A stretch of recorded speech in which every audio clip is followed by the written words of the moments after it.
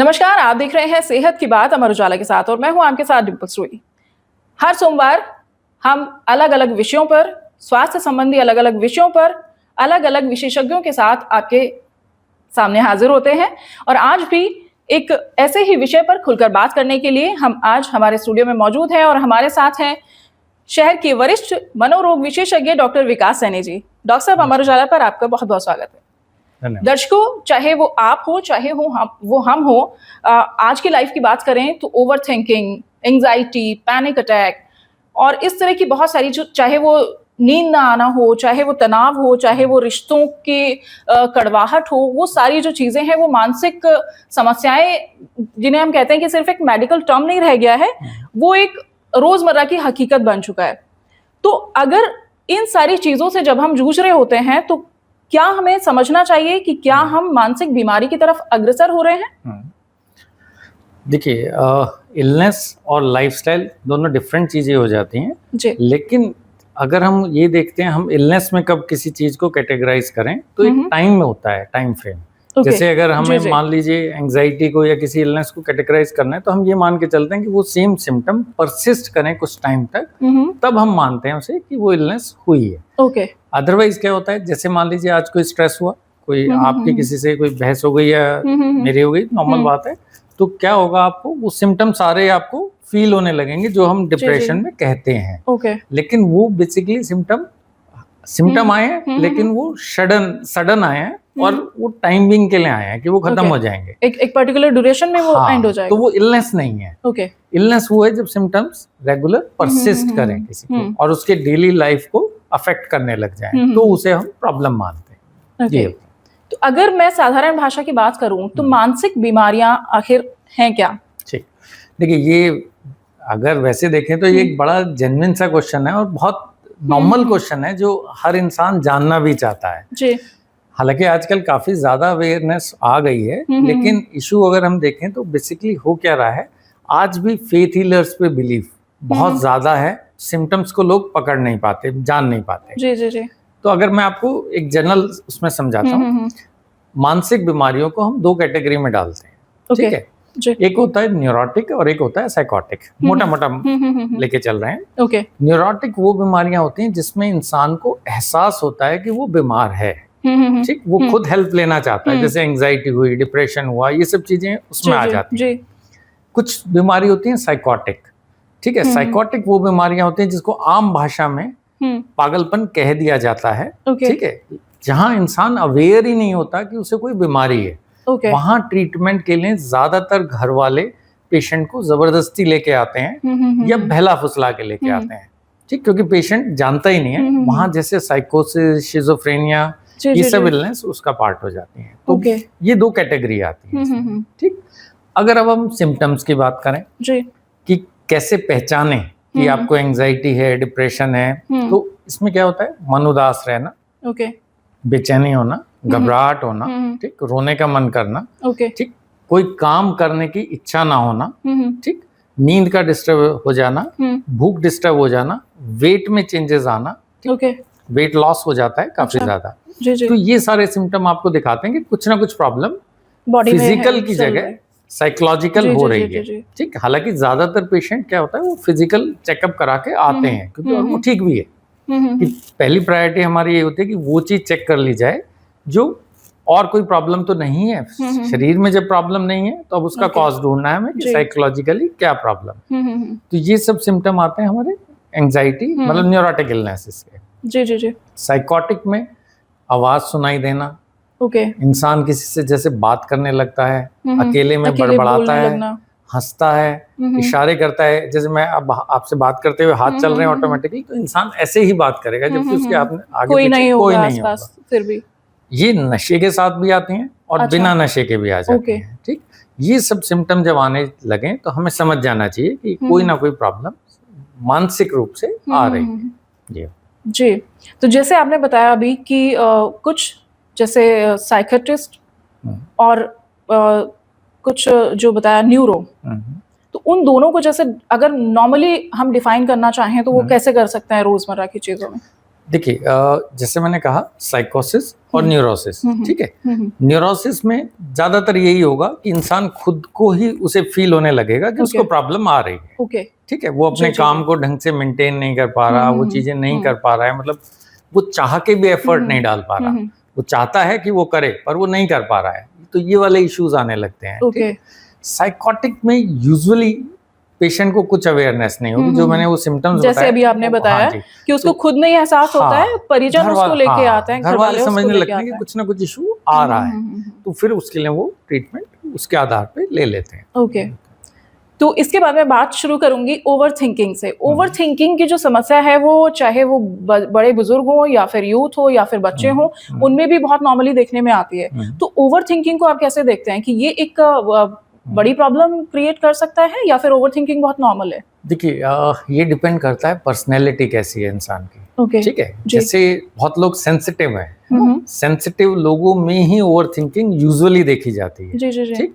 तो वो इशू क्या आता है कि जब ओवर थिंकिंग का एक लेवल ज्यादा हो जाता है तो वो इलनेस का रूप ले लेता है। जैसे आपने देखा होगा कई बार हम सोने लगते हैं और मान लो कोई थॉट, कोई भी बात आपके माइंड में चल पड़ी उस टाइम, तो आपकी नींद डिस्टर्ब हो जाती है, ठीक। और जिसको रेगुलर ये चीजें हैं, जैसे बहुत बार क्या देखा है, जो ओवर थिंकर हैं, जैसे हमारे पास फीमेल्स आती हैं यूजुअली कि कोई बात हो गई घर में, फैमिली में कोई बात हो गई, अब वो सेंसिटिव है, वो आंसर नहीं दे पा रही, ठीक है। आंसर तो नहीं दे पा रहे, लेकिन वो थिंकिंग चल रही है, दिमाग में चल रही है, वो चल रहा है कि मैं ऐसा कह देती, मुझे ये करना चाहिए था, अब क्या होगा तो मैं ऐसा कह दूंगी, ठीक है। तो वो सारी चीजें क्या करती हैं, आपकी प्रॉब्लम्स को इंक्रीज करती हैं, मतलब वो एक स्टार्टिंग फेज आप कह सकते हो। हालांकि ओवर थिंकिंग इलनेस नहीं है, लेकिन जैसा होता है कि वो एक ट्रेट है, हाँ, कि अगर वो रेगुलर चले तो हो सकता है आप किसी ना किसी इलनेस में लैंड कर जाए। जी। तो अगर दिनचर्या की बात करें तो डिप्रेशन हो गया या एक चीज पे अटके रहना हो गया, यादाश्त हो गया, इन सब की अगर बात करें तो क्या ये सारी हमारी दिनचर्या से रिलेट करती हैं चीजें? देखिए अब जैसे याददाश्त की बात करें, बहुत कॉमन कंप्लेंट आती है कि मैं ये भूल जाता हूँ या मैं भूल जाती हूँ, अक्सर होता है कि चीजें भूल जाना। हमें क्या असेस करना पड़ता है कि ये भूल हो किस कारण से रही है, भाई ये एज रिलेटेड है या वर्क प्रेशर से रिलेटेड है। अगर वो वर्क प्रेशर से रिलेटेड है तो वो नॉर्मल चीज है कि एक इंसान को इतने सारे टास्क असाइन हुए हुए हैं कि उसको वो फुलफिल करना या याद रखना बहुत मुश्किल है, ठीक। तो वो इलनेस का पार्ट नहीं है, वो आप अपने रूटीन में चेंजेस करके उसे मैनेज कर सकते हो। लेकिन कोई एज रिलेटेड है, ब्रेन में एट्रोफी की वजह से, मतलब ब्रेन सिकुड़ जाने की वजह से आ रही है, तो फिर वो इलनेस इस तरह से होती है। हाँ, एक चीज मैं और यहाँ बताना चाहूंगा कि बहुत लोग गलतियां क्या करते हैं, हमारे पास भूल वाली बीमारी मतलब डिमेंशिया वाले पेशेंट बहुत लेट स्टेज में आते हैं। उसका सबसे बड़ा रीजन क्या है कि पेशेंट जब भी भूलने लगता है तो वो क्या पहले भूलता है, वो भूलता है इमीडिएट मेमोरी, 24 आवर की मेमोरी, और उसकी मेमोरी इंटैक्ट रहती है 30-40 इयर्स पुरानी।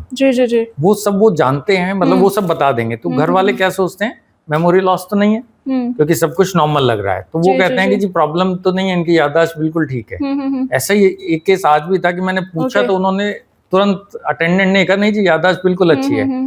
तो मैंने कहा अम्मा जी बताओ आपने आज क्या खाया था, तो वो भूल गई, वो नहीं बता पाई। तो वो बोली जी आज कुछ खाया नहीं इसलिए नहीं याद होगा। मैंने कहा चलो आप कल का बताओ, तो वो भी नहीं बता पाई। फिर मैंने उन्हें समझाया कि आप यहाँ कंफ्यूज हो जाते हो कि आपको लगता है ये सब बता पा रही हैं, 30 ईयर पुरानी बात कर रही हैं। जैसे मैंने उनसे घर पूछा, उन्होंने अपने मायके का नाम लिया। वो बीच वाला एपिसोड मेमोरी में कंफ्यूज हो रही हैं। हाँ, वो क्या होता है, हमेशा इमीडिएट मेमोरी पहले जाती है और वो राइट टाइम है ट्रीटमेंट के लिए जाने का, क्योंकि अभी तक इसका पूरी तरह से ट्रीटमेंट नहीं, क्योर नहीं है, मतलब ठीक है।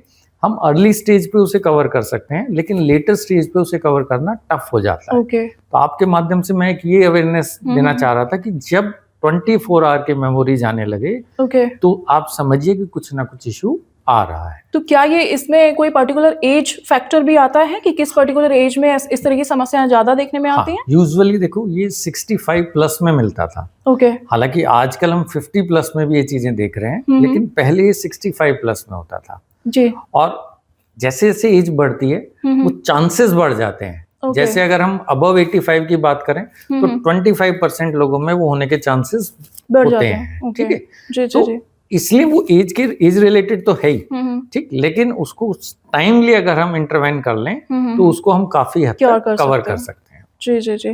तो क्या ये अनुवांशिक भी होता है डिमेंशिया की, जैसे हम बात कर रहे हैं? होता है, थोड़ा सा चांस ज्यादा होते हैं। और एक और चीज कहना चाहूंगा, डिमेंशिया में एक चीज अच्छी है जो स्टडीज ने प्रूव करा है कि अगर आप 2 लैंग्वेज जानते हैं, 2 या 3, जैसे हिंदी इंग्लिश नॉर्मल है हमारे लिए, तो अगर आप कुछ भी एक्स्ट्रा में कुछ भी करते हैं आप, तो आपके अंदर डिमेंशिया होने के चांसेस बहुत हद तक खत्म से हो जाते हैं। तो अगर आप हम इसको ये भी देख सकते हैं कि अगर आप क्रिएटिव हैं, आप कोई म्यूजिक सीख रहे हैं या फिर किन्हीं और चीजों में, आपकी हॉबीज में अगर आप व्यस्त हैं, तो आप काफी हद तक डिमेंशिया से दूर रह सकते हैं। बिल्कुल, मतलब कहने का मतलब ये है कि अगर आप माइंड को दौड़ाते हैं एक तरह से, रूटीन वाला वर्क नहीं, जैसे मेरे लिए पेशेंट देखना रूटीन का वर्क है, आपके लिए ये रूटीन का वर्क है, तो इसमें हमें रूटीन में बहुत ज्यादा माइंड अप्लाई नहीं करना पड़ता, एक सेट पैटर्न है। लेकिन अगर हम कुछ नया करने लगे तो ब्रेन के जो न्यूरॉन्स हैं उनका रीजनरेशन हो जाता है, तो इस वजह से हमारी मेमोरी और बेटर होती चली जाती है। मतलब इस तरह से इसको ये मान सकते हैं कि अगर आपकी ब्रेन की जो एक्सरसाइज है वो रेगुलर अगर आप कर रहे हैं, तो आप अपने ब्रेन की हेल्थ को और ज्यादा स्वस्थ रख सकते हैं। कर सकते हैं। जैसे आपके पेपर की अगर मैं बात करूं जी, तो अगर जैसे सुडोकू आता है पेपर में, है ना, या वो आता है बूझो तो जाने, वो 10 आपको डिफरेंसेस ढूंढने होते हैं, वो सब एक्टिविटी अच्छी होती है अगर आप वो रेगुलरली करते हैं। ठीक है, तो ये आप अखबार की सहायता से या फिर आप ऑनलाइन देख सकते हैं, या फिर घर में आप कुछ ऐसी चीजें कर सकते हैं जो बहुत क्रिएटिव हो, जो आपके ब्रेन की एक्सरसाइज कहीं ना कहीं करा रही हो। राइट, बिल्कुल जी। डॉक्टर साहब, एक चीज और मैं यहाँ जानना चाहूंगी कि अक्सर कहा जाता है कि मानसिक बीमारियां कमजोर लोगों को होती हैं, तो इसके पीछे क्या कुछ सच्चाई है या ये सिर्फ एक मिथ है?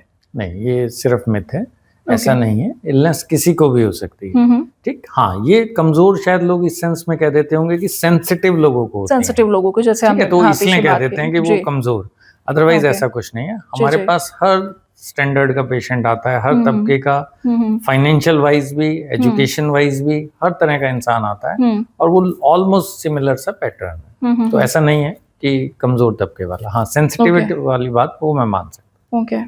और दूसरी बात अगर हम जैसे करते हैं कि उदास रहना, तो क्या ये डिप्रेशन के बेसिक लक्षण है या फिर उदासी वाकई एक डिप्रेशन है? नहीं, ये बेसिक लक्षण है। उदासी एक तरह से ऐसे मानिए कि मेन लक्षण है जो डिप्रेशन को डायग्नोज करने के लिए वो होना ही होना चाहिए। ठीक है, वो जैसे मैंने कहा था, एक सेट पैटर्न में एक पर्टिकुलर टाइम तक जब वो रहे, तब हम उसे उदासी मतलब डिप्रेशन में। जैसे कुछ पेशेंट्स की मैं बात करूं तो उनको घर में सब कुछ है, लेकिन वो घर वालों से या सारे पूरे फैमिली से अलग जाके बैठेंगे। कोई घर में आ जाएगा तो वो एकदम एक अलग सा कोना चुन लेते हैं और वो पीछे छुपने की कोशिश करते हैं, या फिर अगर उनको बैठना है, पढ़ना है, तो वो टर्न होके बैठेंगे बाकी सबसे। तो क्या इस तरह के जो लक्षण होते हैं वो भी डिप्रेशन की तरफ? नहीं, वो एक्चुअल में पर्सनैलिटी का पार्ट होता है। आपने देखा होगा, सुना भी होगा, एक्सट्रोवर्ट और इंट्रोवर्ट। तो कुछ लोग मिलनसार होते हैं और कुछ लोग ऐसे होते हैं जो अपना अलग थलग रहना उन्हें वही अच्छा लगता है। तो वो इंट्रोवर्ट पर्सनैलिटी भी हो सकती है कि वो लोगों से घुलना मिलना ज्यादा नहीं उन्हें अच्छा लगता। वो हेलो हाय तक तो कर लेंगे, लेकिन वो बैठ के जो एक अच्छा कनेक्शन जो लोग मेंटेन करते हैं वो नहीं होता है। ओके, तो इसको किसी बीमारी से नहीं जोड़ सकते, इलनेस का पार्ट नहीं, वो पर्सनैलिटी का पार्ट। ओके। और अब मैं बात करना चाहूंगी पैनिक अटैक, चिंता करना छोटी छोटी चीजों को लेकर। अगर बहुत बड़ी समस्या भी नहीं है, लेकिन हम उसको इतने चिंतित हो जाते हैं उन चीजों के लिए कि हमें कई बार सर दर्द हो जाता है या फिर हमें नींद नहीं आएगी। तो पैनिक अटैक क्या है और इसको हम कैसे क्योर कर सकते हैं, इससे कैसे उबर सकते हैं? देखिए, पैनिक अटैक ना, अब हमारी प्रैक्टिस में जो हम देख रहे हैं, पोस्ट कोविड पैनिक अटैक बहुत ज्यादा बढ़ गया है। एक्चुअल में एंजाइटी डिसऑर्डर बहुत ज्यादा बढ़े हैं। एक तरह से मैं कहूँगा रिवर्सल सा हुआ है। मेरी अपनी प्रैक्टिस का तो मेरा एक्सपीरियंस ये है कि प्री कोविड डिप्रेशन के पेशेंट ज्यादा थे, एंजाइटी के थोड़े कम थे। लेकिन अब एंजाइटी के ज्यादा हैं, डिप्रेशन के भी हैं, लेकिन उस रेशो में नहीं है। तो एंजाइटी क्या होती है? एंजाइटी का बड़ा रूप एक तरह से आप पैनिक अटैक मानिए। ठीक है, एंजाइटी होती है घबराहट, बेचैनी होना, ठीक, नींद उड़ जाना, ऐसा लगना इंसान को कि कुछ अनहोनी होने वाली है, कुछ हो जाएगा मेरे साथ। कई बार इंसान को ये तक फील आता है कि वो चोकिंग हो गई उसको, ठीक है। जब ये चोकिंग वाली फीलिंग आती है तो पैनिक अटैक कहा जाता है, कि उसे लगता है कि तू शायद अगला पल देख ही नहीं पाएगा, कुछ हो जाएगा अभी, ठीक है। वो एंजाइटी का एक सीवियर रूप है। उस टाइम आप डीप ब्रीदिंग करके भी उसे काफी हद तक कवर कर सकते हैं। आप बैठ के कवर नहीं कर पाएंगे पैनिक अटैक को, ये हमेशा ध्यान रखना चाहिए। लोग सोचते हैं हम ऐसे, उस टाइम माइंड डाइवर्ट होके कवर हो सकता है किसी भी तरह से। अगर आपका उस टाइम दिमाग बट गया तो हो सकता है पैनिक अटैक सेटल हो जाए। लेकिन अगर आप नहीं भी कर पा रहे तो डीप ब्रीदिंग की कोशिश करिए, ठीक है। रिलैक्सिंग एक्सरसाइज होती है, जैसे क्लेंचिंग होता है कि आपने मुट्ठी कस के बंद करी या पैरों को टाइट करके रख लिया, ठीक है। तो ये चीजें होती हैं जो आपकी एनर्जी को कहीं और फोकस कर देते हैं, आपके माइंड को कहीं और डाइवर्ट कर देते हैं। पैनिक अटैक फिर सेटल भी हो जाता है। और नहीं तो फिर मेडिसिन इसके लिए आती हैं जो इजीली। तो मतलब अगर ये कहें कि अगर पैनिक अटैक आप फील कर रहे हैं तो उस जगह से हट जाइए, या पानी पीना क्या इसमें सही रहता है? रहता है, लेकिन उस टाइम होता क्या है ना, पेशेंट के लिए थोड़ा टफ होता है क्योंकि कि वो अवेयरनेस नहीं है दिमाग में। हाँ, घर वाले फैमिली मेंबर ये सोच रहे होते हैं कि हुआ क्या, ये तो अच्छा खासा इंसान था। तो एकदम से कोई चीज आना तो उसकी एक्सेप्टेंस इतनी इजीली नहीं हो पाती कि क्या हुआ। तो यूजुअली लोग लेके इसलिए भागते हैं कि उन्हें लगता है कि कार्डियक प्रॉब्लम हो गई कोई। तो जब हमारे पास भी पेशेंट आते हैं तो यूजुअली सब ऐसे आते हैं कि एक दो ईसीजी भी हुई हुई है, इको भी हुई हुई है, किसी किसी की एंजियोग्राफी भी हुई हुई है। वो इसीलिए कि जब आप इतना ज्यादा रेस्टलेस हैं, बेचैन हैं और आप एकदम इमरजेंसी में पहुंचते हैं तो डॉक्टर्स को भी लगता है कि पता नहीं क्या चीज आई है। वो जब एक दो बार हो जाता है और पता लगता है कि नहीं कुछ कार्डियक एलिमेंट नहीं है, तब पता लगता है ये पैनिक अटैक है। जी। और अगर डिप्रेशन की बात करें तो डिप्रेशन या इसको पैनिक अटैक कहें कि बहुत लोगों को आपने देखा होगा कि शांत बैठे हैं लेकिन वो नाखून चबा रहे होते हैं, पैर को हिलाना हो गया, या फिर अपने होंठ चबाना हो गया, या फिर कुछ इस तरह की कुछ एक्टिविटी अलग होती है। तो क्या उनको हम डिप्रेशन में रखते हैं या फिर ये नॉर्मल एक्टिविटीज हैं? वो कुछ तो हैबिचुअल होते हैं, है ना, और कुछ एंजाइटी के ये सिम्टम होते हैं। कुछ लोग ऐसा है कि वो अपने नेल्स च्यू करते रहते हैं, या बहुत लोग ये भी आता है कि हेयर को प्लक करते रहते हैं, मतलब वो ऐसे रोटेट करेंगे और उसे ऐसे, वो एंजाइटी को एक तरह से उन्हें रिलीफ मिलता है उससे, तो वो उस एंजाइटी का पार्ट होता है। ठीक, बिल्कुल। और इसके बाद हम बात करेंगे एक बहुत बड़ी समस्या जो इन दिनों देखने में आ रही है, वो है सुसाइडल केसेस इतने ज़्यादा बढ़ गए हैं कि आप किसी भी शहर में जाइए, वहाँ अगर बात करेंगे तो जो आत्महत्या के मामले हैं वो लगातार बढ़ते हुए नज़र आते हैं। कहीं भी आप देखिए, मुझे लगता है कि अगर हमारे साथ शहर के वरिष्ठ मनोरोग विशेषज्ञ अगर हमारे साथ बैठे हैं तो हमें उनसे जानना चाहिए कि वो अपने एक्सपीरियंस के तौर पे इसको कैसे देखते हैं। क्या आत्महत्या के मामले कोविड के बाद से बढ़े हैं और इसके पीछे रीजन क्या है? क्या आत्महत्या का विचार दिमाग में आना नॉर्मल है या फिर ये एक बड़ी समस्या, एक बड़े खतरे की ओर इशारा करता है?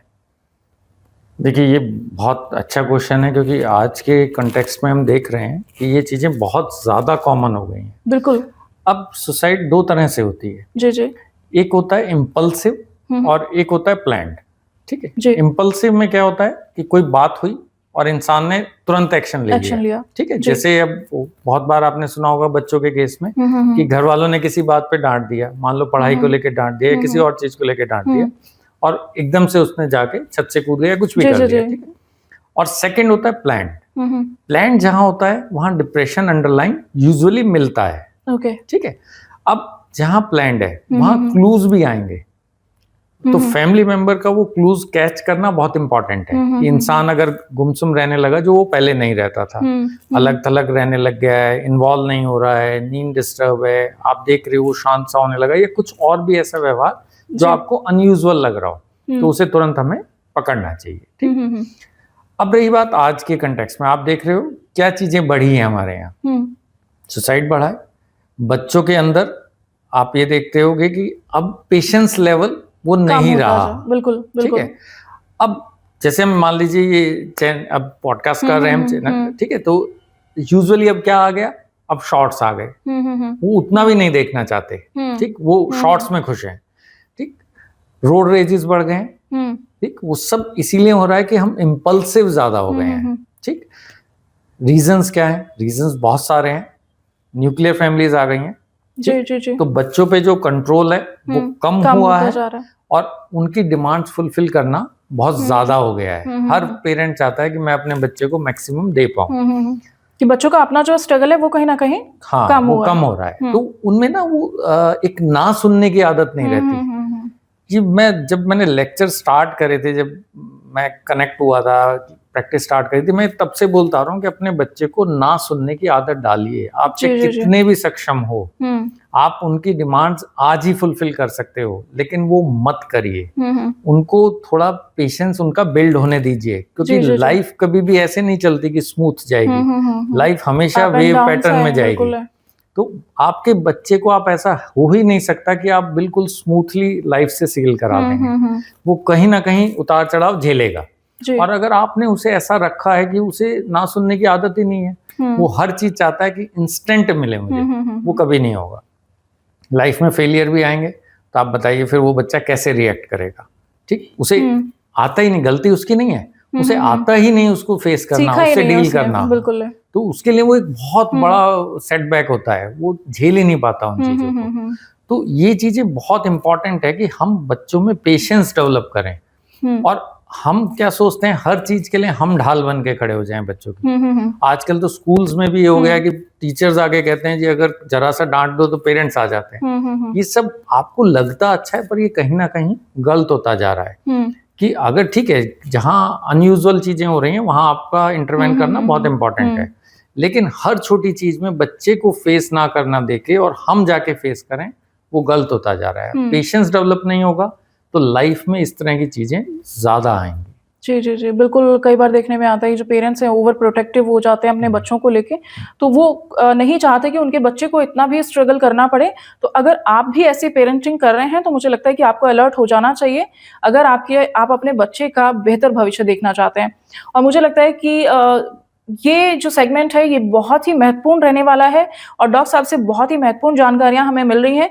और आपके भी मनोरोगों से जुड़ा कोई भी अगर सवाल है तो आप कमेंट बॉक्स में हमें नीचे लिख सकते हैं, ताकि हम नेक्स्ट टाइम जब भी डॉक्टर साहब के साथ बैठें तो उनके हल जान सकें।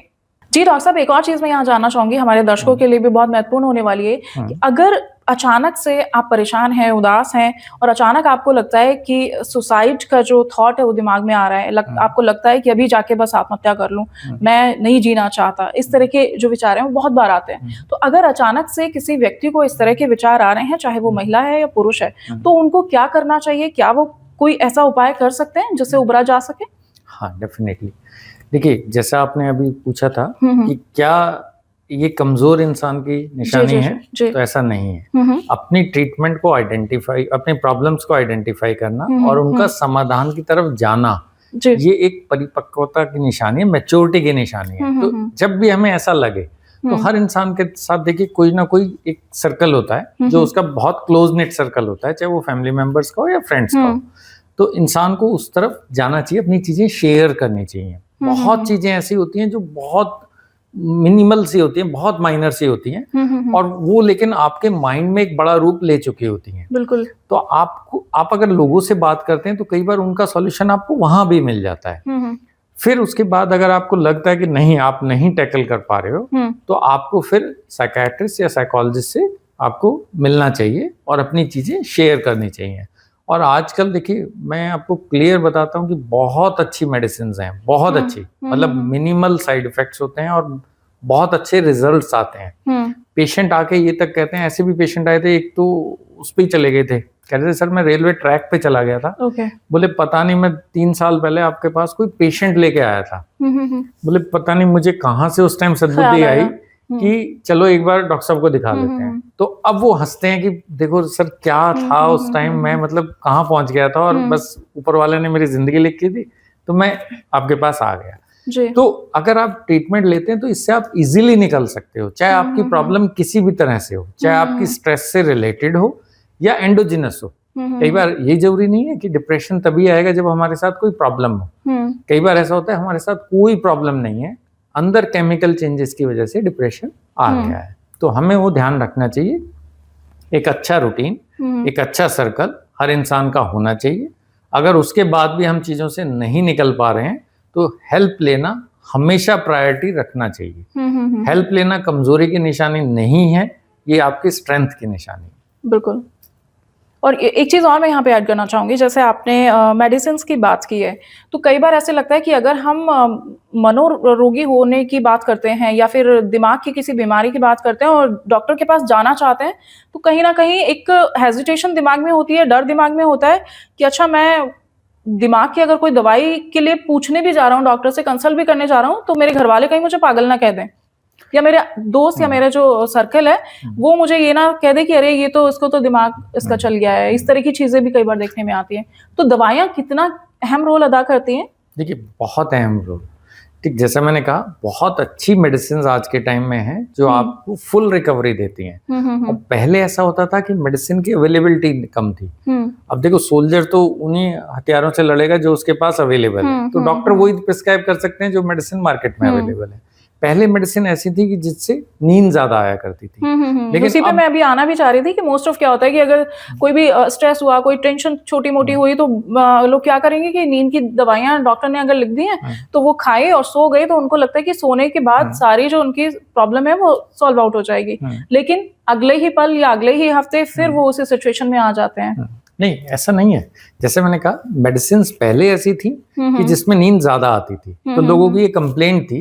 लेकिन आजकल हमारी ओपीडी में जो लोग आते हैं मैक्सिमम वर्किंग है और वो नॉर्मल अपना वर्क कर पाते हैं। कोई इशू इस तरह का नहीं आता कि मेडिसिन में आपको स्लीपीनेस लगेगी, आप सोते रहेंगे, ऐसा कुछ नहीं है। आप अपना नॉर्मल रूटीन फॉलो करेंगे। बस ये है कि आपकी जो नेगेटिविटी है, आपके जो थॉट्स हैं, सिम्टम्स हैं, वो सब हटते चले जाएंगे और आप दोबारा से अपनों में जुड़ पाएंगे। जी जी जी, बिल्कुल। ये तो थी आत्महत्या से जुड़ी सारी चीज़ों के बारे में आपने इतनी बेहतरीन जानकारी हमारे दर्शकों को दी है। और अब इसमें मैं ऐड करना चाहूँगी कि जैसे आज के टाइम पे हम यूथ की बात करें तो वर्किंग आवर्स बहुत ज़्यादा हो गए हैं।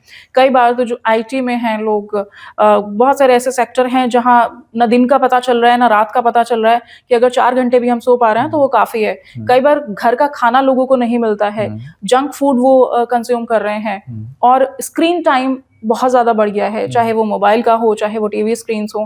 तो क्या ये भी कहीं ना कहीं डिप्रेशन, उदासी सबको भूमिका? ये बहुत अच्छा क्वेश्चन है। आप मोबाइल है, मोबाइल को आप ऐसे समझिए, हर इंसान के हाथ में एक टीवी आ गया है। जी। मूवी देखने बैठे, ड्राइंग रूम में बैठे, एक ही टीवी होता था। आप 2 आवर, 2.5 आवर, 3 आवर वो फिनिश हो जाएगी। मोबाइल की कोई लिमिट नहीं। अब आप अपना भी देखते होंगे कभी कि हम बैठे हैं कि चलो 10 मिनट मोबाइल देख लेते हैं और हाफ एन आवर, 1 आवर कब चला गया हमें पता भी नहीं लगता। तो लोगों का स्लीप डिस्टर्बेंस स्टार्ट हो गई है। अब ये एक पैटर्न बनता जा रहा है कि स्लीप डिस्टर्बेंस कॉमन हो गया है। दूसरा जो आपने कहा, वर्किंग आवर्स ऐसे हो गए हैं। वर्किंग आवर, ट्रैफिक, कि इंसान घर पहुंचने में उतना टाइम लगता है, फिर उसे लगता है कि मैं कुछ टाइम तो अपने सोशल मीडिया को दूं, क्योंकि आजकल यही एक कनेक्शन रह गया लोगों का। तो कहीं ना कहीं आप उसको लेके क्या करते हैं, आप उसमें लग गए, टाइम गया, आपका जो एक कुदरती नींद आने का टाइम है, जो यूजुअली आपने भी नोटिस करा होगा 10 to 11 के बीच में सबको एक बार नींद घेरने लगती है। लेकिन अगर वो टाइम निकल गया आपका, तो फिर आपको नींद आने में प्रॉब्लम आने लगती है। तो ये सारे फैक्टर्स धीरे धीरे एड ऑन हो जाते हैं। डाइट की आपने बात करी, एक नॉर्मल हेल्दी डाइट जो होती थी, ठीक है, जो पहले थी, अब हम वेस्टर्न डाइट को फॉलो करते जा रहे हैं। बहुत घरों में बहुत बच्चे ऐसे हैं जो रोटी खाते ही नहीं है। ठीक, उन्हें बस बाहर की चीजें चाहिए, चाहे वो कुछ भी हो। ठीक, बिल्कुल है। तो वो चीजें भी कहीं ना कहीं आपको और इलनेस दे रही हैं। अब आप देख रहे हो कि इंडिया डायबिटिक कैपिटल माना जा रहा है, कि धीरे धीरे बढ़ते जा रही है। जी जी जी। ये रीजन यही है कि जंक फूड हम लेते जा रहे हैं, फिजिकल एक्टिविटी खत्म हो गई है, क्योंकि सारा टाइम आपका स्क्रीन टाइम हो गया है। जितना भी बच्चा अगर कुछ डिमांड करेगा तो वो एक ही चीज डिमांड करेगा, आपको बच्चों को बाहर धकेलना पड़ता है। जैसे पहले बाहर पेरेंट्स लेके आया करते थे कि भाई बहुत हो गया, चलो घर चलो पढ़ लो। अब उल्टा हो गया है, अब आपको जबरदस्ती बाहर भेजना पड़ता है कि भाई आप जाओ, बहुत देर फोन देख लिया, बहुत देर टीवी देख लिया, आप बाहर खेल लो कुछ देर। बिल्कुल। तो ये चीजें कहीं ना कहीं एक प्रॉब्लम बनती जा रही हैं। और बच्चे का जब स्क्रीन टाइम बनता है ना, तो अटेंशन स्पैन वो डिस्टर्ब होता चला जाता है। ये चीजें आप नोटिस करोगे कि बच्चा ना फिर जो स्टेगनेंट चीजें हैं, जैसे बुक्स हुई, उसके स्टडी मटेरियल हुए, उन पे वो फोकस नहीं कर पाता। वो ढूंढता भी स्टडी मटेरियल है, अपना गूगल पे देख रहा है, यूट्यूब पे देख रहा है, वो ऐसे करना चाहता है, उसका पेशेंस ही नहीं है कि वो बैठ के लाइन टू लाइन पढ़े। मुझे लगता है कि तो ये प्रॉब्लम्स कहीं ना कहीं इन चीजों को लेके मतलब ये इंक्रीज हो रही हैं, ये सारी चीजें एड ऑन कर रही हैं। तो अगर हम बात करें कि कैसे हम इनसे ओवरकम कर सकते हैं, कैसे हम चीज़ों को मैनेज कर सकते हैं, क्या कुछ ऐसे सुझाव आप देना चाहेंगे? देखिए, सबसे पहले एक हेल्दी रूटीन, ठीक है, जिसमें एक्सरसाइज बहुत इंपॉर्टेंट है, ठीक, मेडिटेशन, योगा बहुत इंपॉर्टेंट है, चाहे आपको जितना टाइम मिले। कुछ हैप्पी हार्मोन्स होते हैं, ठीक है, जो ये तब सिक्रीट होते हैं जब हम इस तरह की एक्टिविटी करते हैं, या जैसा आपने कहा था कि कोई नई चीज लर्न कर रहे हैं, ठीक, जहां आपको अच्छा लग रहा है, तो जब भी आप ये चीजें करते हैं तो वो हैप्पी हार्मोन, जैसे एक्सरसाइज के बाद आप एक बेटर फील करते हैं, तो वो सब चीजें आपको अच्छा फील कराती हैं, तो इसलिए वो चीजें तो आपके रूटीन का पार्ट होनी चाहिए। दूसरा, हेल्दी डाइट, वो बहुत इंपॉर्टेंट है, और वो सबके लिए ही है, क्योंकि स्लीप पैटर्न हर चीज कहीं ना कहीं उससे रिलेट करता है, बिल्कुल, ठीक है, तो वो हमें फॉलो करना चाहिए। दूसरा, एक सर्कल, ये जो सोशल मीडिया है ये कि सूडो सर्कल है, ठीक है, तो हमें लगता है कि हमारा एक बहुत बड़ा सर्कल है, इतने लोग हमारी फ्रेंड लिस्ट में हैं, लेकिन जब हमें नीड होती है तो कोई नहीं होता। कोई नहीं होता। तो जब भी आपको किसी भी तरह की हेल्प की नीड होगी तो आपके फैमिली मेंबर्स, आपके रिलेटिव, आपके नेबर्स ये काम आएंगे, सोशल मीडिया नहीं काम आएगा। तो बहुत सारी प्रॉब्लम्स को आप वहीं पे टैकल कर सकते हो अगर लोग आपके साथ खड़े हैं तो इसलिए ये सब चीजें जरूरी है कि अपना रियल जो सर्कल है वो बिल्ड करें। बिल्कुल है। और डॉक्टर साहब, एक जो चीज मुझे दिमाग में आ रही है कि वो ये कि जब घर में या आपके आस पड़ोस में कोई इस तरह का लक्षण वाला व्यक्ति आपको दिखता है जो इस तरह की चीजों से जूझ रहा है या किसी मानसिक रोग से या मनोरोग से जूझ रहा है, तो परिजन और आसपास के जो लोग हैं उनको क्या चीजें ध्यान में रखनी चाहिए? देखिए, एक तो चीज ये इम्पोर्टेंट है कि उनके साथ बातें करना, पेशेंस रखते हुए, क्योंकि ऐसे इंसान बहुत बार ऐसा भी होगा कि आप 10 क्वेश्चन पूछेंगे और वो एक का आंसर करेंगे क्योंकि उनका मन ही नहीं कर रहा बात करने का। तो हमें पेशेंस रखना है, हमें रिएक्ट नहीं करना जिससे वो अपनी बातें कह सके, ठीक। हमारी लैंग्वेज में एक कैथारसिस होता है कि इंसान के अंदर की चीजें अगर निकल जाएं तो काफी हद तक वो रिलैक्स फील करने लगता है, लेकिन उसका कोई सुनने वाला होना चाहिए। तो जो आपने कहा, ये जो फैमिली मेंबर्स हैं ये वाला रोल प्ले कर सकते हैं, ठीक। फिर हमें ये ध्यान रखना चाहिए कि इस इंसान का बिहेवियर क्या रेगुलर चेंज होता जा रहा है। अगर होता जा रहा है तो हमें फिर वेट नहीं करना चाहिए, ठीक है। हमारा फर्ज बनता है कि हमें फिर उनको ट्रीटमेंट के लिए ले जाना चाहिए, समझा के। जैसे आप कह रहे थे, बहुत लोग नहीं जाते ट्रीटमेंट के लिए, उन्हें लगता है कि नहीं, लोग शायद मेरे ऊपर एक लेबल लगा देंगे, बिल्कुल, लेकिन वो लेबल इंपॉर्टेंट नहीं है। और आजकल सिनेरियो बहुत बदल गया है, अब ऐसा नहीं रहा है कि लोग ऐसा मानते हैं, अब वो बहुत इजीली ट्रीटमेंट के लिए आते हैं। बहुत लोग तो ऐसे भी होते हैं, अगर 1 वीक 10 डेज के भी सिम्टम है तो वो तुरंत आ जाते हैं, तुरंत आ जाते हैं। तो फैमिली मेंबर्स का ये रोल है कि उनकी बात सुने, उनको एक हेल्दी एनवायरनमेंट दें। अगर कोई स्ट्रेस ऐसा है जो आप लोग दूर कर सकते हैं तो उसे दूर करें, ठीक। अगर फिर भी बात ना बने, प्रॉब्लम आ रही हो, तो डॉक्टर्स की हेल्प लें, जरूर लें। और डॉक्टर साहब, एक और चीज़ अभी मुझे जो जहन में आ रही है, और अक्सर हम देखते भी हैं इस प्रोफेशन में होने के नाते भी, और जिस तरह की खबरें आजकल देखने में आती हैं, वो क्राइम स्टोरीज हम ऐसी देखते हैं कि जो एक्स्ट्रा मैरिटल अफेयर्स हैं या फिर रिलेशनशिप्स में किसी तरह की दिक्कतें आ रही हैं। अगर मेरठ की बात करें तो सौरभ हत्याकांड आप समझते होंगे, और इस तरह के कई और केसेस भी सामने आए हैं कि पति को सांप से कटवा दिया और उसके बाद इसको तो हार्ट अटैक आ गया और नींद में सोते हुए डेथ हो गई। तो इस तरह के जो क्राइम होते हैं, तो क्या उनके पीछे भी किसी तरह की जो साइकी है वो काम करती है, या ये इसको आप किस तरीके से परिभाषित करेंगे? देखिए, ये एक रिलेशनशिप में बॉन्ड का वीक होना भी एक रीजन होता है। मैं सब केसेस की बात नहीं कर रहा, एक जनरल बात कर रहा हूँ। तो यूजुअली क्या होता है कि आपस के रिलेशन, जैसे अभी कहा आपने, स्ट्रेस, वर्किंग आवर्स, ठीक है, तो वो इतना ज्यादा हो गया है कि आपस का जो एक इंटीमेसी है, आपस का जो एक मी टाइम है हस्बैंड वाइफ का, वो ही नहीं रहा है, कि वो रियल कनेक्शन नहीं है, सिर्फ वो एक वर्चुअल कनेक्शन की तरफ हम जा रहे हैं। भाई, इंसान, अब ऐसे पेशेंट आते हैं जो लोग यहाँ से मेरठ से अप डाउन कर रहे हैं, कोई गुड़गांव जॉब कर रहा है, कोई दिल्ली जॉब कर रहा है, वो ये बताते हैं कि हम 5 o'clock 6 o'clock निकलते हैं और 11 o'clock आते हैं। तो ये रिलेशन कहीं ना कहीं प्रॉब्लमेटिक होते जा रहे हैं। दूसरा एक्सपेक्टेशन, अब सोशल मीडिया ने क्या करा, हर इंसान की रीच जहां तक नहीं थी उसने दिखा दिया है उसे कि ये सब भी दुनिया का पार्ट है। अब उम्मीदें तो बहुत हैं, ठीक, अब ये कह लो एफर्ट या रिसोर्सेज उस लेवल पे नहीं है, ठीक, अब आपकी उम्मीदें बहुत बढ़ गई, वो आप अचीव नहीं कर पा रहे, ठीक है, तो वो एक फ्रस्ट्रेशन बिल्ड होती है। फिर जहां से जिसको जो सहारा मिलता है, ठीक, वो उस तरफ थोड़ा सा झुकाव हो जाता है। तो ये जो प्रॉब्लम्स हैं जो आपने कहा एक्स्ट्रा मैरिटल वाली, ये इशू इसलिए थोड़े से ज्यादा बढ़ गए। जी जी जी।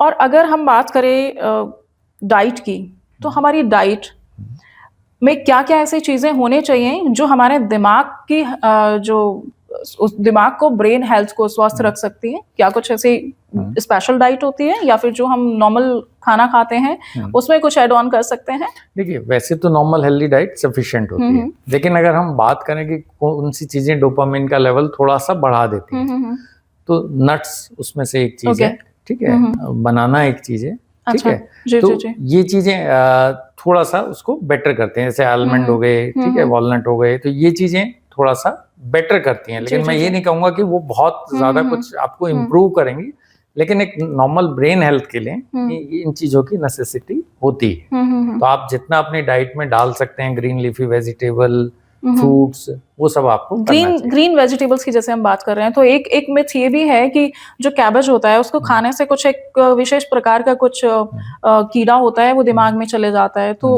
उसके बारे में भी थोड़ा सा उस पर भी देखिए, वो आपने सुना ही होगा, न्यूरोसिस्टिसर्कोसिस है, जो आम भाषा में यही कहा जाता है कि दिमाग में कीड़ा चला है।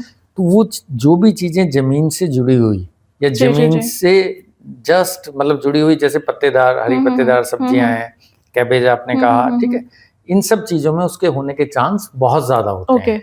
तो आपको उनको बहुत अच्छे से बहते पानी में साफ करके फिर बनाना चाहिए। आजकल हो क्या गया है, हमने ट्रेंड तो फॉलो करने शुरू कर दिया। अब आप देखो कि हर चीज में, आप कहीं भी बाहर जाओ, आप चाउमीन खाओ, आप बर्गर खाओ, ठीक है, हर चीज में कैबेज आती है, मिलता है, बिल्कुल। लेकिन क्या वो उतनी सफाई से बनाया गया है, ये एक बड़ा क्वेश्चन है, ठीक। तो इसलिए हमें ये ध्यान रखना चाहिए कि हम जहां भी ये चीजें मतलब घर में यूज करें या बाहर खा रहे हैं, तो वो हाइजीन प्रॉपर मेंटेन हो रही है।